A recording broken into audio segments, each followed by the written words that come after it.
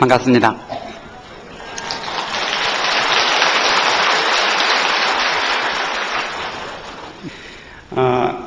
이제 우리는 오늘까지 48일 동안 그 화엄의 바다 또는 화엄의 국토에 들어와 계시는 것입니다. 여기에 계신 분들은 이 법회에 오늘 처음 참석하신 분도 계시겠지만 또 처음 화엄 살림이 시작된 이후로 지금까지 48일 동안 빼놓지 않고 큰 스님들을 청해서 법문을 배우면서 다양한 형태로 때로는 이런 내용으로 때로는 이런 방편으로 화엄경에 대한 이해를 가져오셨고 또 가져오시면서 여러분 스스로들도 점점 화엄의 세계에 한 발 발걸음을 들여놓으셔서 이제는 우리는 그 중생의 세계에 사시는 우리들이 아니라 지금쯤은 화엄의 세계 저 구석쯤 어딘가에 계시는 그런 분들이실 테죠. 그렇죠? 그렇습니까? 네. 아마 저는 그렇게 믿고 시작을 하겠습니다. 여기 계신 분들이 화엄의 세계에 들어가고 싶어서 여기 계신 것이 아니라 이미 화엄의 세계에 발 디디셔서 그 화엄의 기쁨들을 누리고 계시는 분들이다라고 생각을 하고 진행을 하도록 하겠습니다. 오늘 내가 안내할 그 화엄 세계는 선제라는 수행자가 화엄경의 이제 마지막쯤 되어지는 입법배품 15, 16번인데 그 선제라고 하는 수행자가 화엄의 세계에 발을 들여놓으면서 점점 변화해져 가면서 선지식들을 찾아서 여기저기 수행의 여정을 떠납니다. 벌써 수행의 여정을 떠나온 지가 함께 여행을 한 지가 꽤 오래됐죠. 그래서 수행의 여정을 떠나면서 여기 가서 선지식을 만나고 또 저기 가서 선지식을 만나서 어떻게 하면 화엄의 세계, 어떻게 하면 보살의 세계에 함께 내가 할 수 있겠습니까? 어떻게 하면 내가 화엄의 세계의 연락을 내 것으로 할 수 있겠습니까? 라고 여쭙는 과정이 입법계품 15, 16인데 오늘 선제동자, 선제수행자가 만나 배울 그 선지식들은 10분의 선지식이 계십니다. 그 중에는 여러분들이 이제 그 화엄경 약창계를 염송하면서 알고 계실 마야부인, 또 천주강동녀, 선지중예동자, 현성우바이, 해탈장자, 묘월장자, 그리고 무승군장자, 12채승 바람은 덕생동자, 그리고 유덕동녀 이렇게 10분의 선지식들을 찾아다니면서 어떻게 그 큰 법문을 깨닫게 되셨으며 나에게 어떤 도움을 주실 수 있겠습니까? 라고 여쭙는 내용으로 첫 시작을 하고 있습니다. 각각의 선지식들은 선제동자가 여쭈어오는 질문을 듣고서 나는 이런 연구로 해서 깨달음을 얻었고 또 내가 선제동자 당신이 깨달음을 얻어가기 위해서는 이런 수행을 하면 된다라고 하는 그런 다양한 방편들 각자가 깨달음을 얻은 연구라든가 깨달음을 얻게 된 이유 그 깨달음의 내용들을 선제동자에게 전해주는 걸로 오늘 여행이 진행이 됩니다. 그럼 먼저 그 가르침의 그 배경이 되는 내용을 먼저 본문의 내용을 해석된 내용을 잠깐 읽어드리고 그리고 시작을 하도록 하겠습니다. 내가 여러분들께 읽어드리는 내용이 아니라 그 선지식들이 선제에게 이야기를 전해준다 생각하시고 여러분 각자가 선제의 마음이 되어서 들어주시기 바랍니다. 그때 선제동자는 생각하였다. 나는 어떻게 하면 선지식을 배울 수 있을까?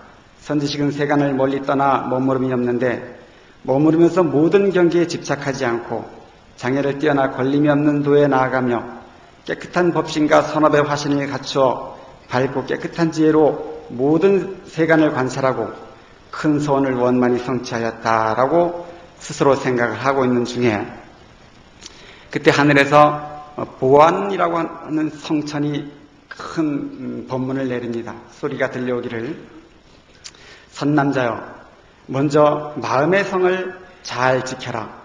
생사를 떠나기 때문이요 마음의 성을 장엄하라 심력을 넣기 때문이며 또 마음의 성을 깨끗이 하라 압김과 질투와 아첨, 간사 등을 멀리 떠나기 때문이요 마음의 성을 명렬한 불꽃을 꺼라 모든 산매의 법문이 계속해 자제를 넣기 때문이며 또한 마음의 성을 비추어 보라 언제나 반야바라밀로 열애바다와 그 권속을 비추기 때문이요 마음의 성을 길러라 모든 부처님의 방편을 섭취하기 때문이며 마음의 성을 튼튼히 하라 보현의 모든 행원을 내기 때문이다 라고 가르침을 줍니다. 여기에서 마음의 성을 잘 지켜라 라는 가르침으로 선제는 받아들이고 마음의 성을 어떻게 하면 잘 지켜낼 수 있을까라고 이렇게 생각을 합니다. 여기는 30대, 40대, 50대, 60대 이제 삶의 마지막을 남겨두신 분과 삶의 첫 시작하는 다양한 분들이 앉아 계시겠지만 언제 한번 우리들의 마음이라는 것을 지켜보려는 노력을 합니까?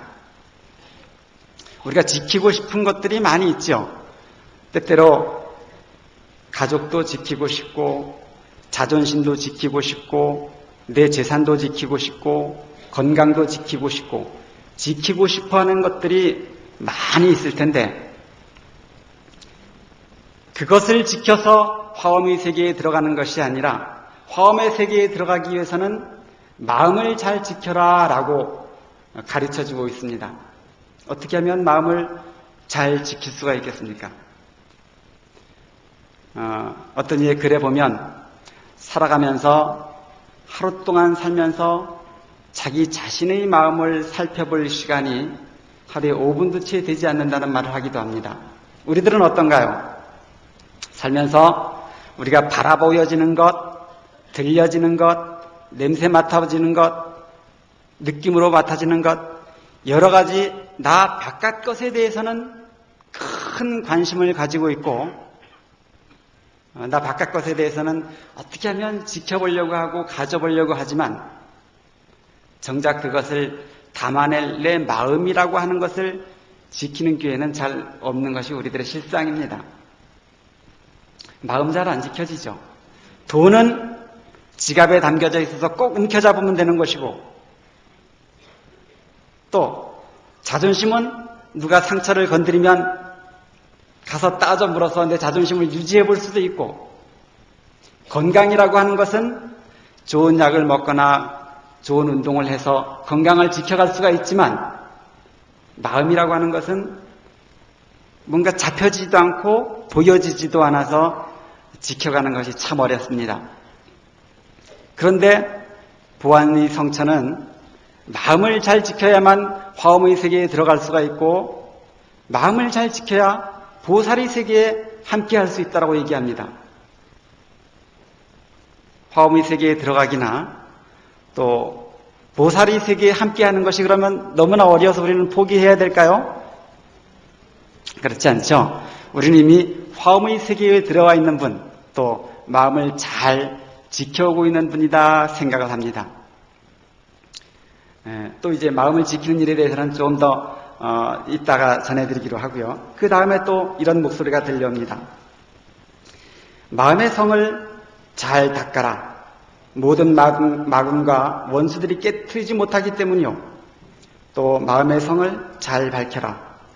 열의 지혜의 광명을 얻기 때문이며 무너지지 않도록 마음의 성을 닦아라. 열의 바른 법을 받기 때문이요. 또 마음의 성을 잘 갖추어라. 내 마음의 성을 잘 넓혀라. 큰 사랑으로 일체 중생을 두루 감싸기 때문이요. 마음의 성을 잘 덮어라. 법으로 악을 두루 덮기 때문이며 마음의 성을 발달시켜라. 무량한 대비로 일체 중생을 구제하기 때문이다 라고 말을 합니다.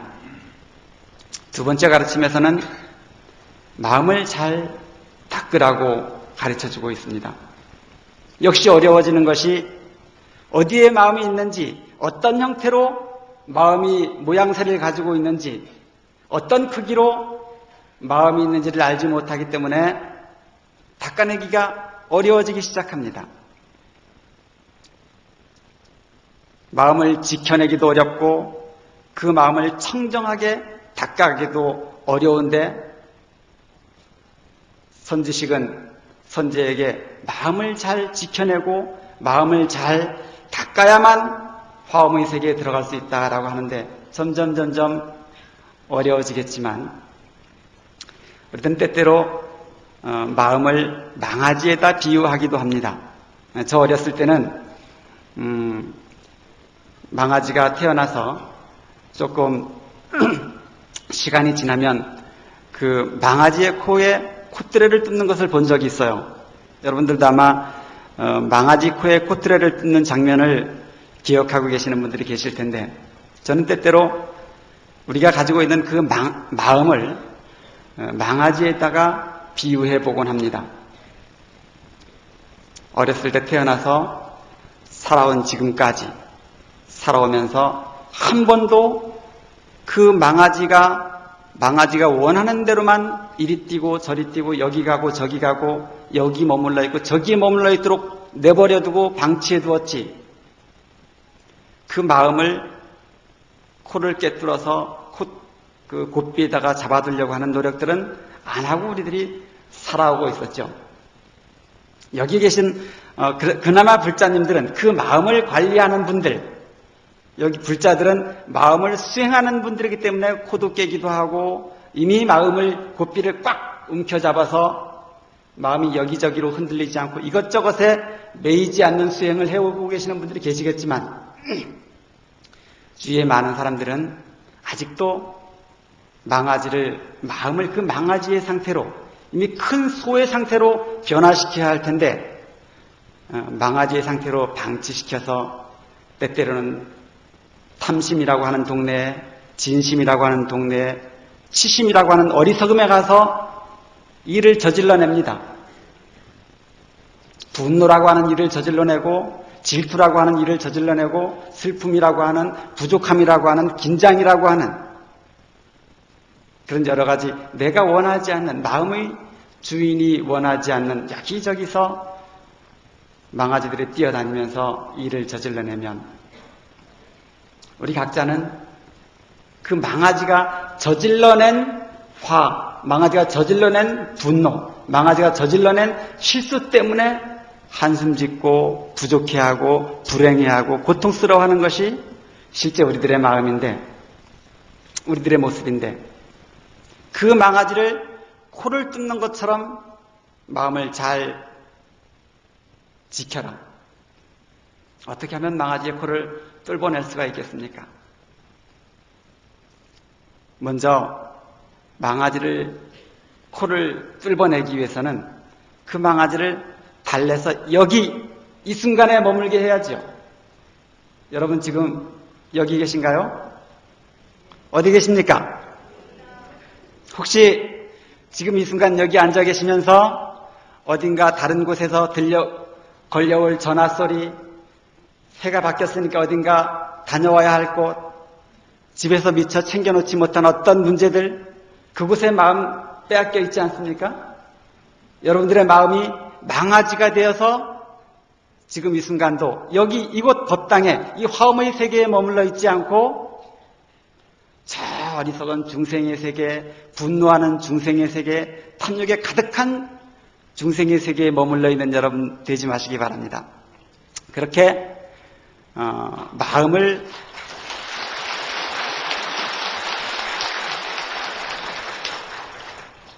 혹시 박수 치는 사이에 제가 하려는 내용을 잊어버릴까 봐 염려됩니다. 그렇게 마음을 여기 이 순간에 머물러 있게 해야 하는데 우리들은 때때로 그 마음을 놓쳐버립니다. 무언가 내가 원하는 삶을 살고 싶습니다. 남자들 같으면 술도 끊고 싶고 담배도 끊어버리고 싶고 가족을 위해서 뭔가 사랑스러운 말을 하고 싶고 부드러운 말을 통해서 도반들과의 사이를 돈독하게 하고 싶은데 마음은 욕심은 나지만 때때로 그 마음이 지켜지지 않는 관계로 그 마음을 3일을 못 지켜냅니다. 3초를 못 지켜냅니다.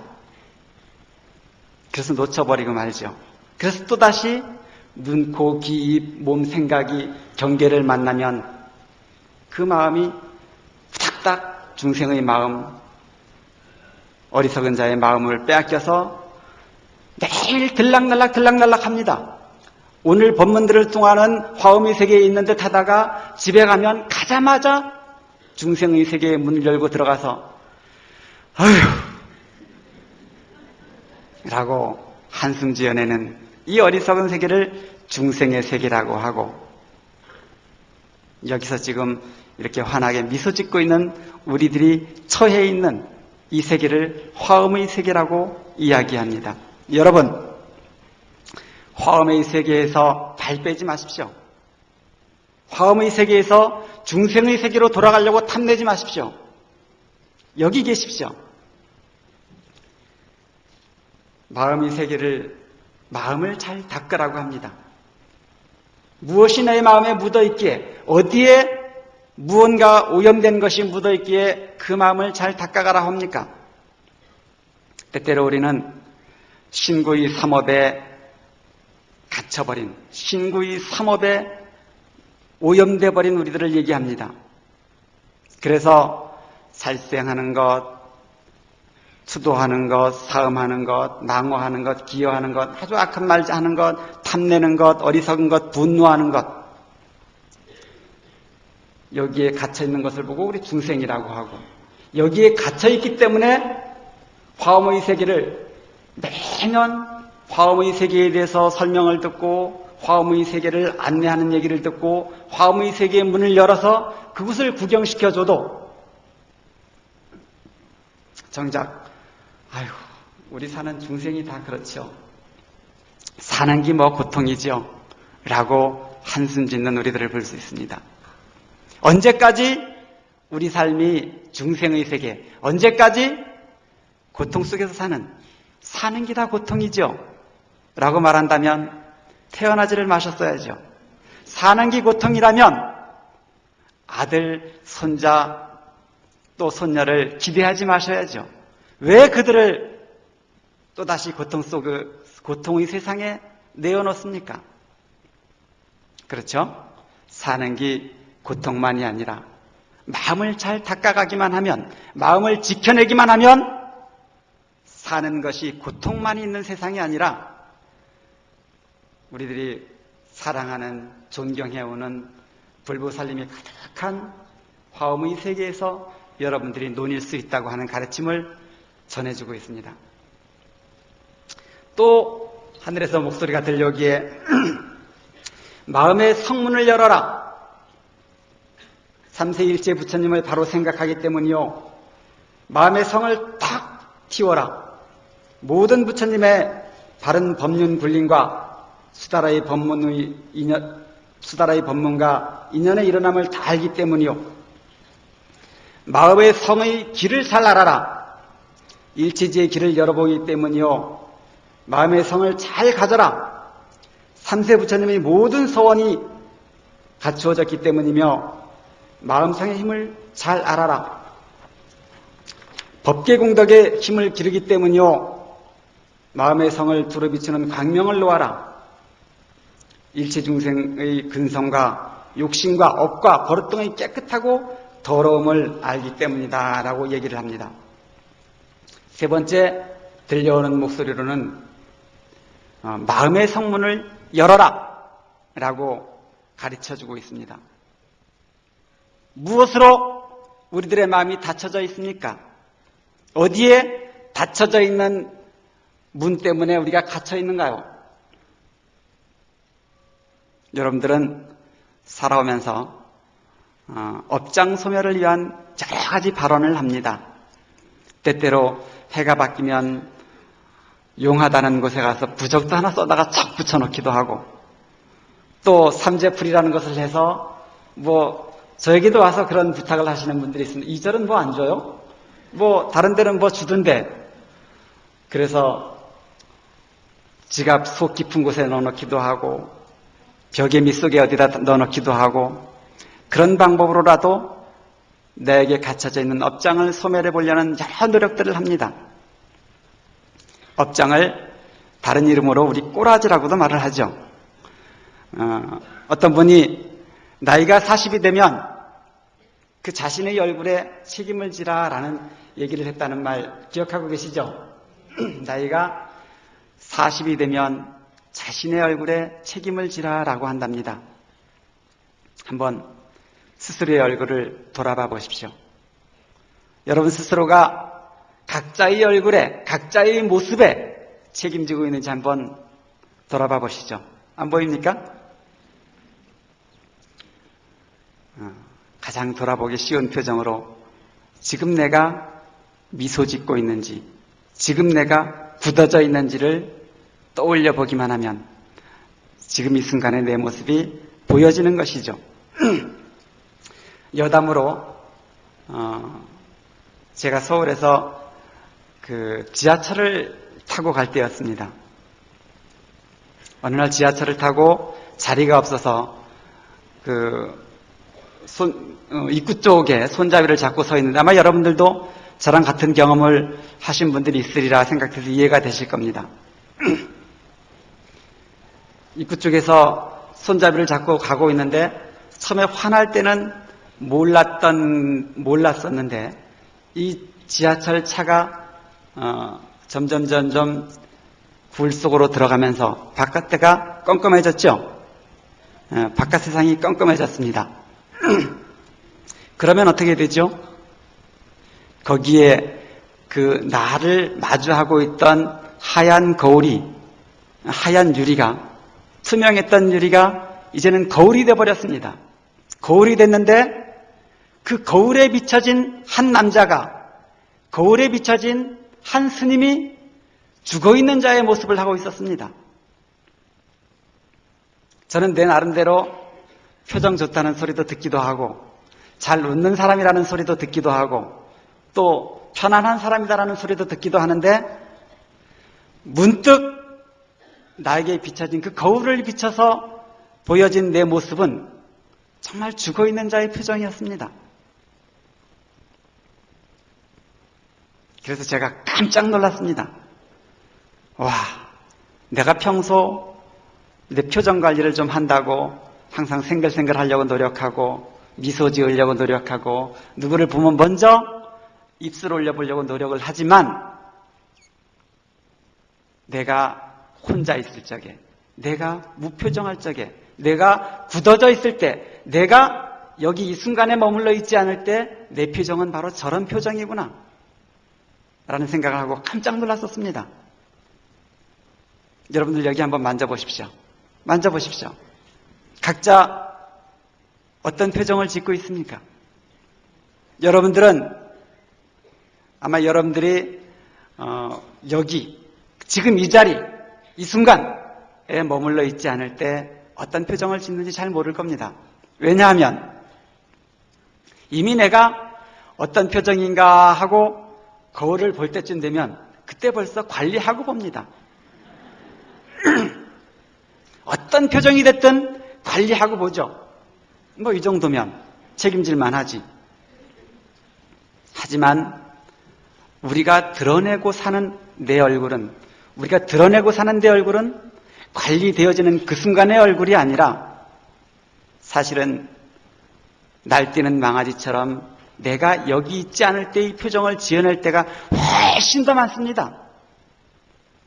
운전을 하면서, 밥을 하면서, 차를 마시면서, 책을 보면서 문득 자기 자신을 이곳 이 순간으로 돌아오게 하지 않는다면 우리들의 표정은 눈은 뜨고 있지만 그 눈꺼풀만 내려놓기만 하면 정말 내가 죽었을 때 이런 표정이구나 라고 여겨질 만큼 살아있는 자의 표정이 아니라 죽어있는 자의 표정을 지어내고 있는 것을 경험할 수 있을 겁니다. 제가 경험을 했거든요.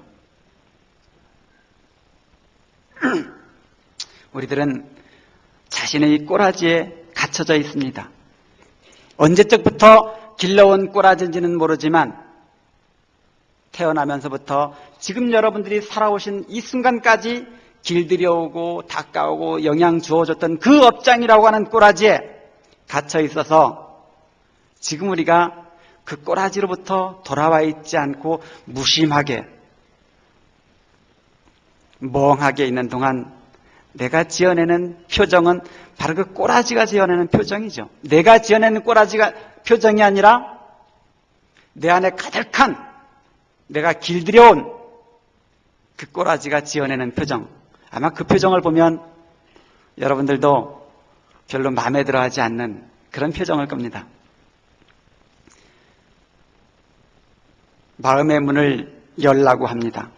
탐진치 삼독이라고 하는 자기라고 하는 자기만이라고 하는 좁은 나에게서 벗어나서 그 마음의 문을 활짝 여는 것이 여러분들 48일 동안 큰 스님들로부터 들어왔던 법문의 내용일 겁니다. 화엄의 세계는 갇혀진 세계가 아니라 화엄의 세계는 너와 내가 서로 열려져 있는 나와 너만으로 갇혀진 세계가 아니라 너와 내가 하나로 열려져 있는 세계. 하늘과 땅, 공기와 바람, 풀과 나무 모든 것이 둘이 아니게 보여지는 열려진 세계를 보고 화엄의 세계라고 하는데 우리가 그 화엄의 세계에 들어가기 위해서는 먼저 나라고 하는 내가 길들여온 이 꼬라지로부터 벗어나고 자유스러워져야 그 화엄의 세계에 들어갈 수가 있다고 합니다. 욕심이 나시는가요?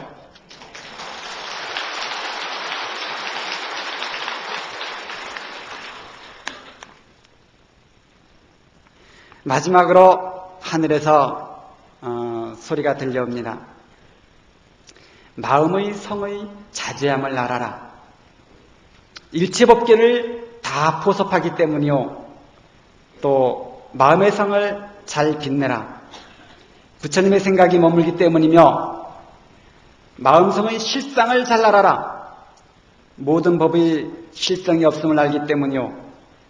마음성의 요술 같음을 알아라. 일체지의 바른 법의 성에 들어가기 때문이다. 이와 같은 모든 마음의 성을 아는 보살은 일체의 선근을 쌓아 모을 수 있는 것이다. 왜냐하면 무량한 모든 장애를 다 제거하기 때문이니 이른바 부처님을 배우는 데의 장애, 법을 듣는 데의 장애, 부처님을 공양하는 데의 장애, 중생을 포섭하는 데의 장애, 부처국토를 깨끗이 하는 데의 장애 등이다라고 하늘에서 목소리가 들려옵니다. 여기서 마음성의 자제한 힘을 알아라 라고 소리가 들려온 것입니다.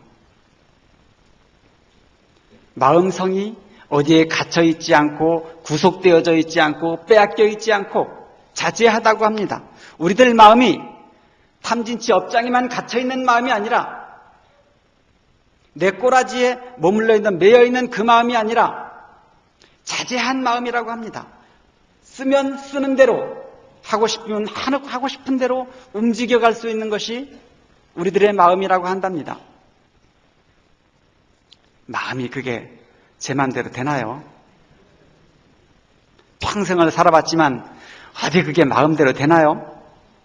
이것이 우리들이 어려운 일을 만났을 때 토해내는 한숨들이죠. 마음이 그게 내 마음대로 되나요?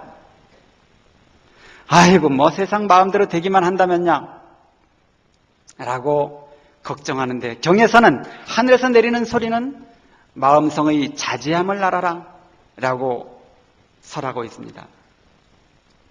일체유심조라는 말을 합니다. 일체 모든 것이 마음이 지어냈다. 일체 모든 것이 마음이 만들어내고 일체의 모든 것들은 마음이 움직여간다라는 얘기죠. 들어보셨습니까? 일체유심조. 일체가 마음이 만들어낸다고 합니다. 내 기쁨과 내 행복도 마음이 만들어내는 것이고 내 바름과 내 바르지 않은 것도 마음이 만들어내는 것이고 나에게 고통과 분노, 걱정 이것 역시도 마음이 만들어내는 것입니다. 누구의 마음입니까? 부처의 마음인가요? 보살의 마음인가요? 또 다른 어떤 신의 마음이 있어서 내가 원하지 않는 고통, 분노, 시기를 나에게 만들어주기도 하고 어떤 훌륭한 신이 있어서 내 마음을 행복, 환희, 희망 이런 긍정의 마음으로 만들어줍니까? 신의 작업이 아니죠. 부처의 작업이 아니죠. 바로 그 마음을 담고 있는, 그 마음을 운용하고 있는 우리 각자의 작업인 것입니다. 그런데 하늘에서 일체유심조다라고 말합니다. 얼마나 큰 선언입니까? 일체 모든 것이 네 마음이 만들어낸다라고 얘기하고 있습니다. 내 마음이 만들어낼 수만 있다면 어떤 가능성이 있느냐 하면, 내가 극락세계에 있고 싶으면 극락의 마음을 만들어낼 수 있는 것이 나고, 내가 지옥세계에 있고 싶으면 지옥의 마음을 만들어내는 것이 바로 누굽니까?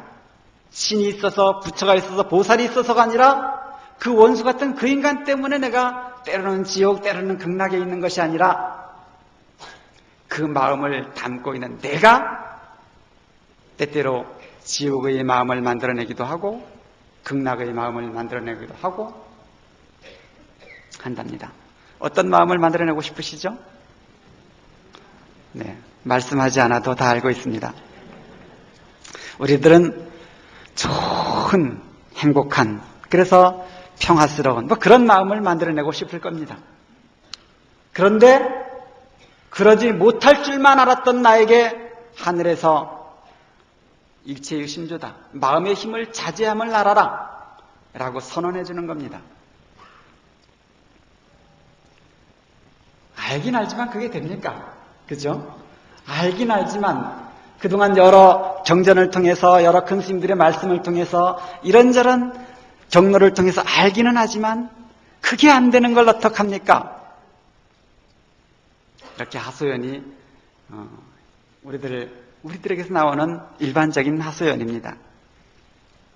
여러분, 마음이 모든 것을 만들어내고 일체유심조라고 했는데 그 마음이 어디에 있는지를 알아야 그 마음을 제대로 써서 때로는 행복을 만들어내고 기쁨을 만들어내고 평화, 사랑, 희망이라고 하는 긍정의 세상을 만들어내죠. 그 마음이 아직도 망아지의 꼴을 벗어나지 못해서 여기저기 분노, 질투, 시기, 분노, 걱정, 욕심 이런 곳에 나다니면서 저지레를 하고 있는데 그 저지레 뒤치다거리 하기도 바쁘죠. 때때로는 작은 자존심 하나 상처 입은 것 때문에 평생을 돌아보지 않는 분들의 모습을 볼 수 있습니다. 아마 여러분들 중에서도 그런 분들이 계실지 모르겠습니다.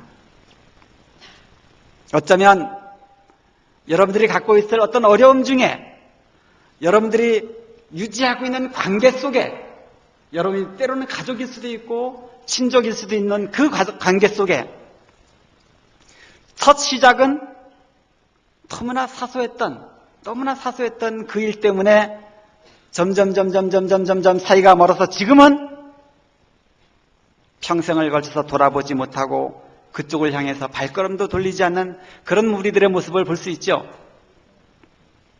저는 어렸을 때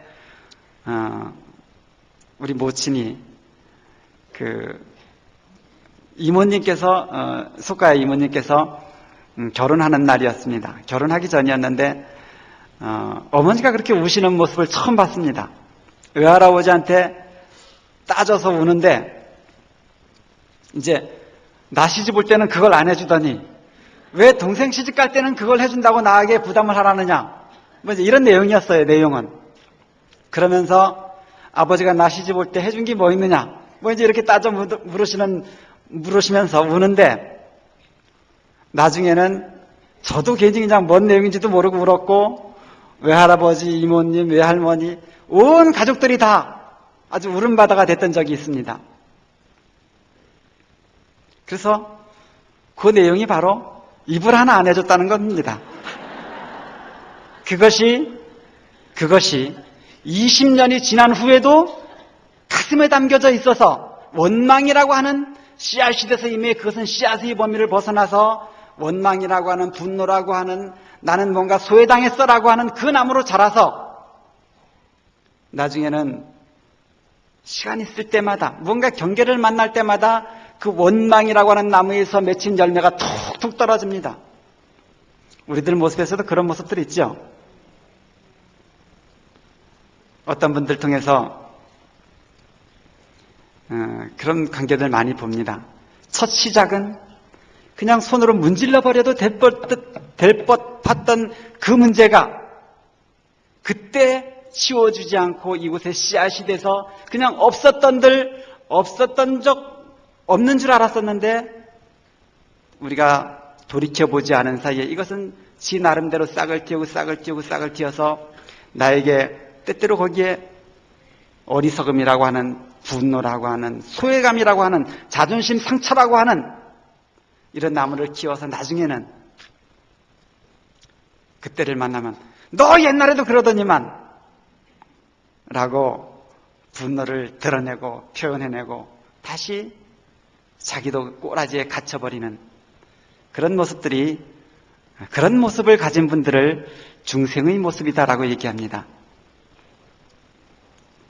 지금 여기 계신 분들은 중생의 세계에 머물러 계시는 분들이 아니라 화엄의 세계를 여행하고 계시는 겁니다. 이미 48일 동안이나 화엄의 세계에 발을 디디어서 여기는 이렇게 생겼고 저기는 저렇게 생겼고 여기 이 화엄의 세계의 부처님께서는 이런 설법을 하시고 저쪽에 화엄에 계시는 저 부처님께서는 이런 설법을 하신다라고 벌써 화엄의 세계를 논인 지가 48일쯤 되시는 분들입니다. 그런 작은 분노의 씨앗들, 그런 작은 어리석음의 씨앗들, 그런 작은 탐욕의 씨앗들이 지금 이 순간 여러분들의 것이 안 되도록 잘 관리하십시오.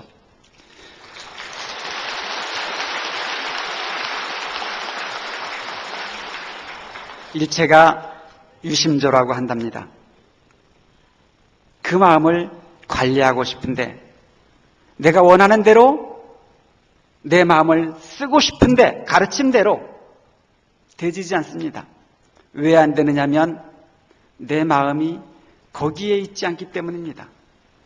내 마음이 탐심, 진심, 치심, 어리석음에 빼앗겨 있어서 거기서 저질러내는 일에 뒤치다거리하기 바쁘기 때문에 그 마음을 내가 내 마음대로 운용할 수가 없기 때문입니다. 품 안에 있을 때만 내 자식이라고 하죠.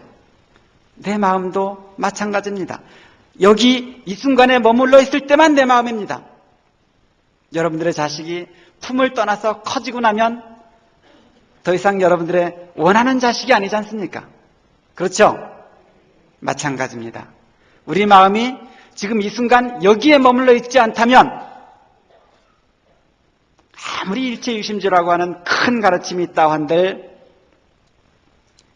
그 가르침은 나의 가르침이 아니고 다른 이의 가르침이고 그 가르침은 내 것의 가르침이 아니라 경전 속에만 담겨있는 가르침입니다. 그 가르침을 내 것으로 하기 위해서라도 여러분들의 마음을 지금 이 순간에 머물게 해야 됩니다. 탐진치에 빼앗기지 않아야 됩니다. 분노에, 어리석음에, 그 작은 관계, 작은 씨앗에 마음 두어서 거기에 머물러 있지 않게 해야 일치가 유심조라는 말을 듣고도 그것이 내 마음을 변화시켜보고 내 마음을 내가 원하는 대로 관리해보고 써보죠. 거기까지는 알겠는데 어떻게 하면 그 마음이 여기에 머물게 하겠습니까? 네. 이제 이런 여러 말로 선제동자에게 하늘에서 가르침을 줍니다. 이런 가르침을 주면서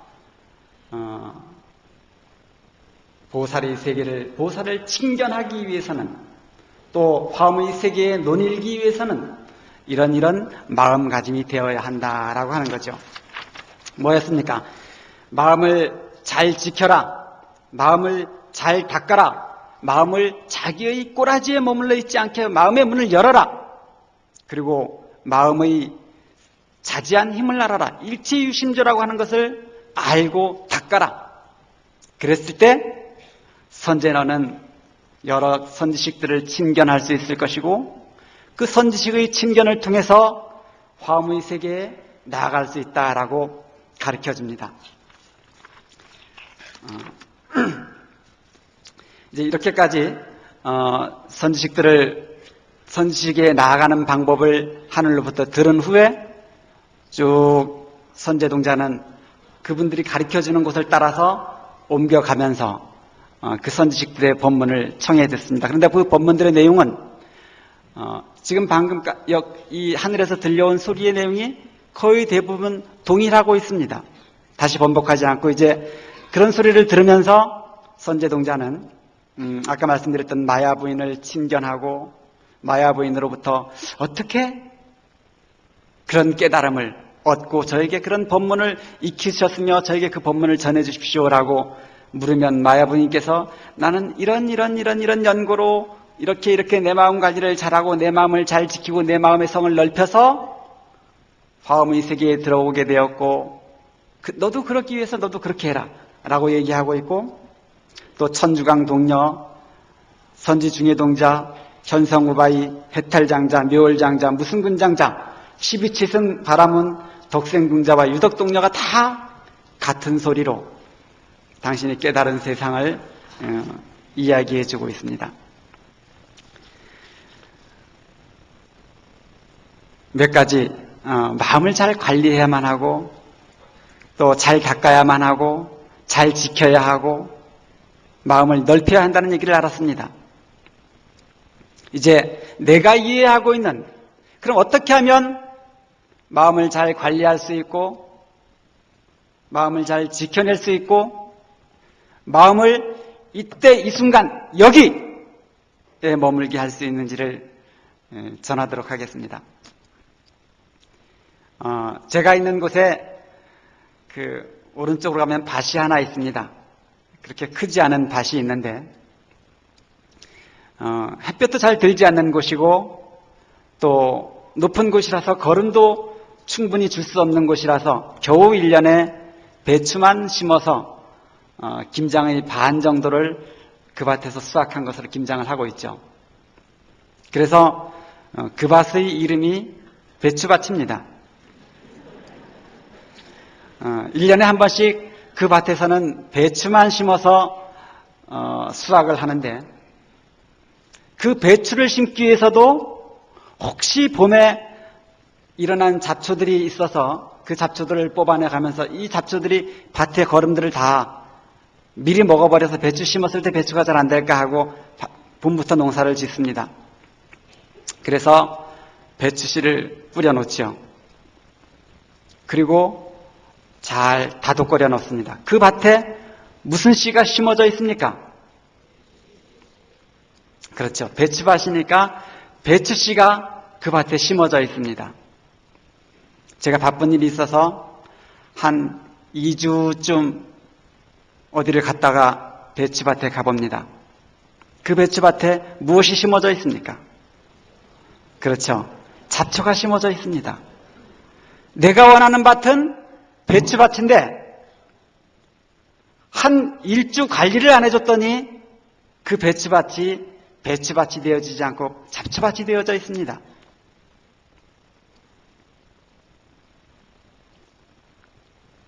제가 어떤 곳에 갔다가 사람들을 구경하기를 좋아하는데 뭐 역이나 공항이나 이런 데 가서 좀 기다리는 시간 동안 그 공항을 왔다 갔다 하는 사람들을 보다 보면 여러 다양한 사람들이 갑니다.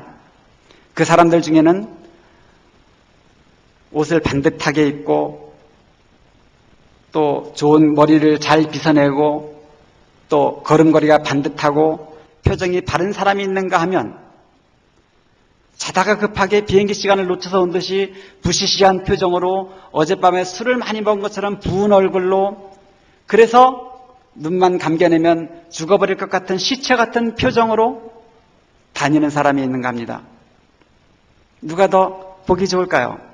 관리된 사람이 더 보기 좋겠죠. 일찍 일어나서 좋은 옷을 갖춰 입고 머리를 빗고 깨끗한 표정을 지어내고 있는 그 사람을 바라보는 시선이 훨씬 더 오래 머물러 있습니다. 그러다가 쑥대기 껐다고 하나요?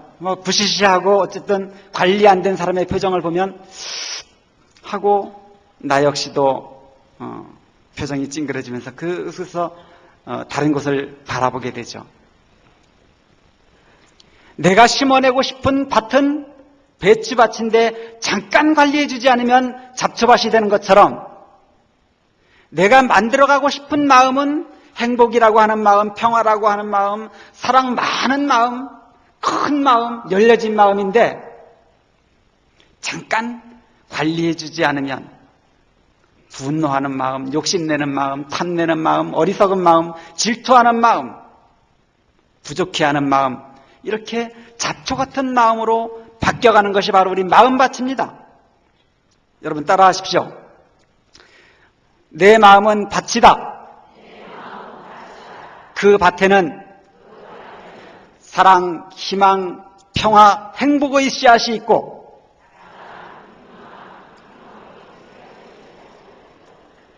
또 그 밭에는 분노, 미움, 시기, 질투의 씨앗이 있다. 어느 씨앗에 물을 줄지는 우리에게 달려있다.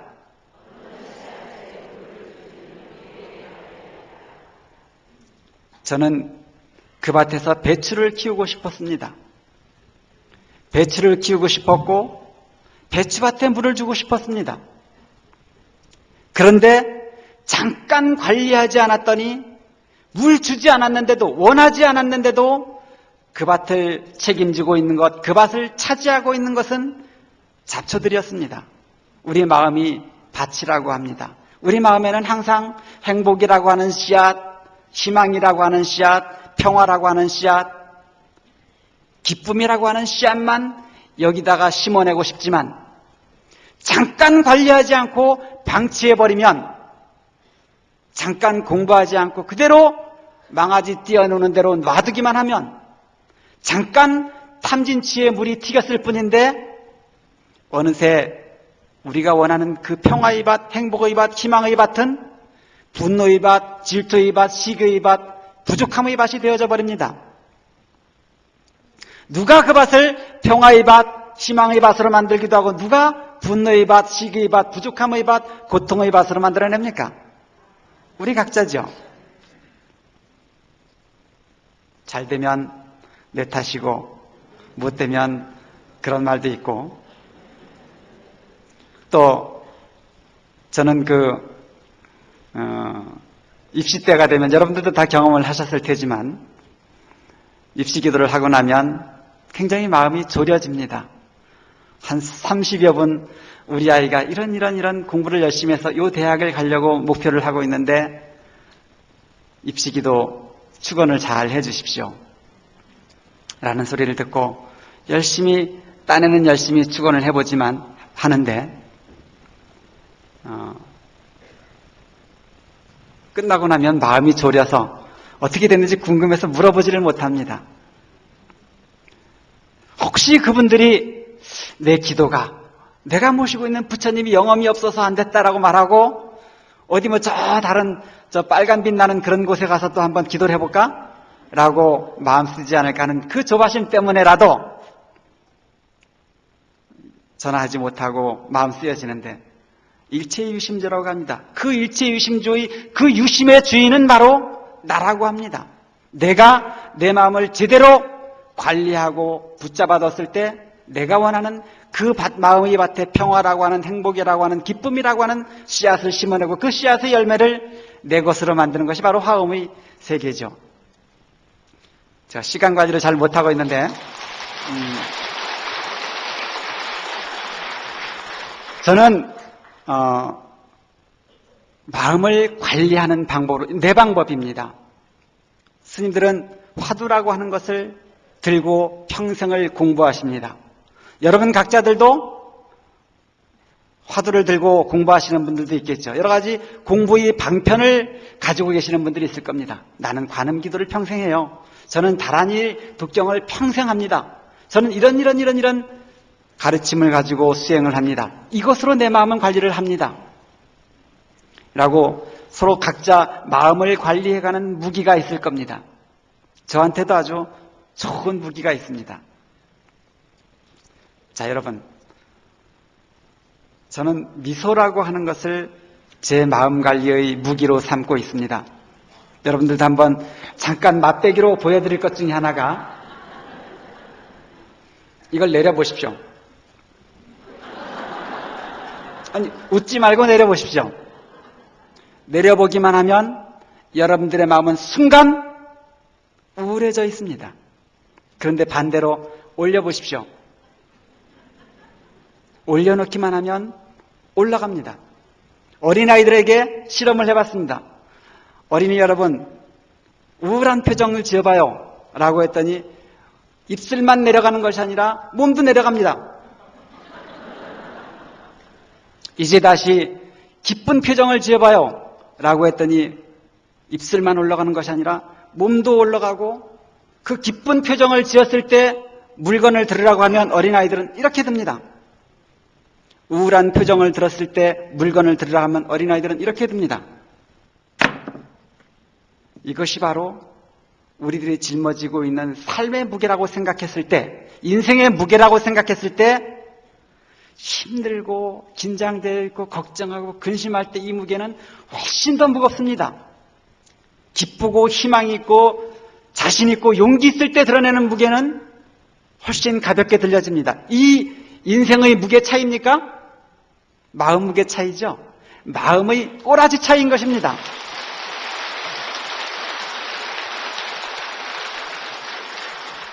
그래서 저는 그 마음을 지켜내기 위해서, 그 마음을 여기 이 순간에 머물게 하기 위해서, 그 마음을 열기 위해서 내가 하는 방편이 있다면 미소 짓는 일입니다.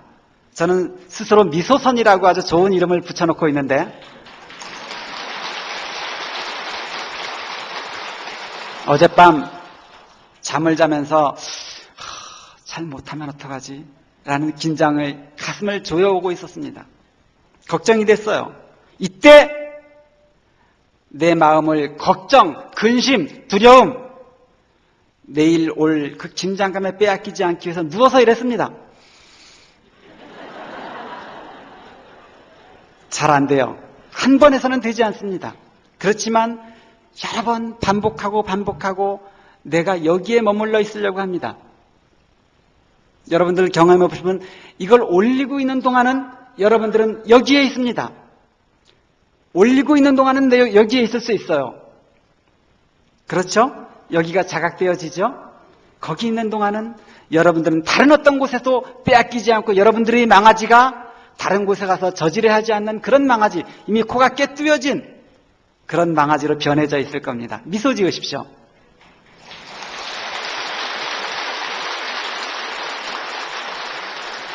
이 미소에 대한 이야기는, 미소선에 대한 이야기는 사실은 조금 더 긴 이야기가 있습니다. 조금 더 길게 해야 되는데 시간 관리를 잘 못해서 좀 줄이도록 하겠습니다. 어쨌든 미소 지으면 여러분들은 행복해집니다. 우리들의 표정은 마음의 창이라고 합니다. 그런데 표정이 좋아지면 그 안에 담겨져 있는 마음도 역시 서로 변화되어집니다. 여러분들이 미소 짓고 있는 동안만큼은, 그 동안만큼은 여러분들은 그 부정의 밭, 잡초의 밭에 자기를 빼앗기지 않을 수가 있습니다. 잘 관리하십시오. 이제 여기 계시는 여러분들은 53일 동안 진행되어진 통사 주지스님께서 베풀어 놓은, 통사 주지스님께서 베풀어 놓은 잔치가 아니라 이 법계가 베풀어 놓은, 법계의 모든 불부살께서 베풀어 놓은 화엄의 잔치에 초대된 특별한 손님입니다. 그렇죠? 행복하십니까?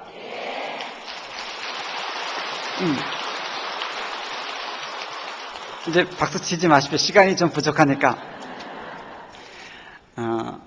여러분들은 행복하셔야 합니다. 왜냐하면 여기가 잡초가 들썩는 그런 밭이 아니라 화엄의 세계, 그 열려진 마음 세계, 갇혀진 마음 세계, 지켜진 마음 세계가 들끓어 있는 그 화엄의 세계이기 때문에 이곳에 계시는 동안 여러분들은 행복하셔야 되고, 여러분들의 표정은 미소 지어야 되고, 여러분들의 마음은 깨끗한 평화에 바쳐야 합니다. 그런데 여기 각자는 가족의 대표들로 여기에 와 계십니다. 그렇죠?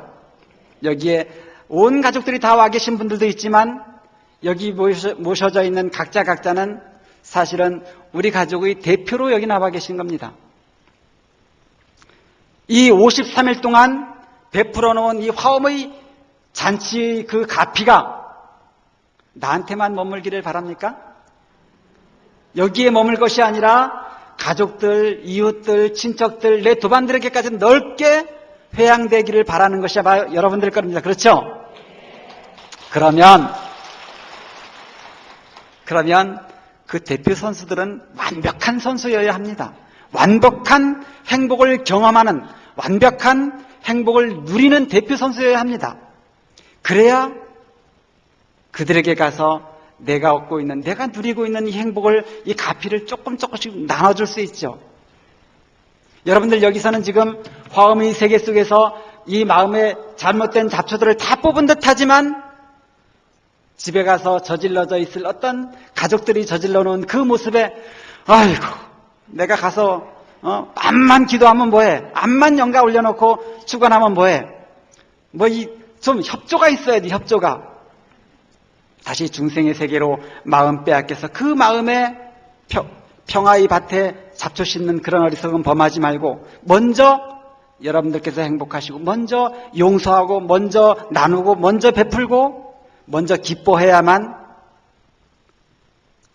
여러분들 가족, 여러분들 이웃, 여러분들이 계시는 사회에 그 기쁨들, 그 미소를 전염시켜 갈 수 있는 것이죠. 그것이 바로 이 화엄 살림의 큰 뜻이라고 생각을 합니다. 여러분들도 그렇게 생각하시죠?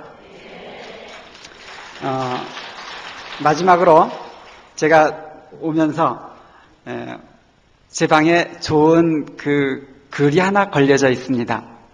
어떤 글이냐면 당신이 있어라고 하는 시가 하나 걸려져 있는데 2007년 초에 평소 잘 알고 지내던 분이 저에게 10년 연합장을 보내왔어요. 10년 연합장을 보내왔는데 그 내용이 좋아서 제가 앉아있는 벽에 붙여놓고 때때로 저를 만나러 오는 분들이 있을 때 그 글에서 말하는 것처럼 당신이 있어 내가 있습니다 라는 마음으로 여러분들을 보려고 하는 그 교훈처럼 여기는 글이 있어서 읽어드리도록 하겠습니다. 이 내용은 왜 특별히 읽어드리냐면 아마 이 화엄 세계를 화엄의 세계를 드러내는데 아주 적합한 글이다 생각해서 낭송해드리도록 하겠습니다. 당신이 있어. 여기 그리워하는 내가 있는 것은 거기 그리운 당신이 있는 까닭입니다. 당신이 있어 내가 있으니 당신이 나를 낳았습니다. 여태껏 내가 있어 당신이 있는 줄 알았지요. 당신이 나라는 것을, 천지간의 모든 당신이 곧 나인 것을 나밖에 따로 누가 없다는 걸 늦게서 알았지요. 지금 내가 웃는 것은 그리 당신이 웃는 까닭이요. 여기서 내가 아픈 것은 어딘가에서 당신이 그리 앓기 때문임을 생각합니다. 입지는 소리에도 귀 기울이고 싹 트는 것을 다시 눈여겨보는 것은 거기에도 그렇게 당신이 있기 때문입니다. 바람이 꽃을 흔들어 당신의 향기가 내게 다가옵니다. 고갯마루에 서서 당신의 오랜 노래를 듣습니다. 섬들이 물 아래로 이어져 있듯이 서로가 서로를 보듬어 있으니 머물 때나 가고 올 때에도 따로 떨어져 있지 않음을 알겠습니다. 고맙고 고맙습니다. 천지간에 오롯한 당신이 있어 여기에 이리 내가 있습니다. 여러분, 당신이 있어서 내가 있습니다. 고맙습니다.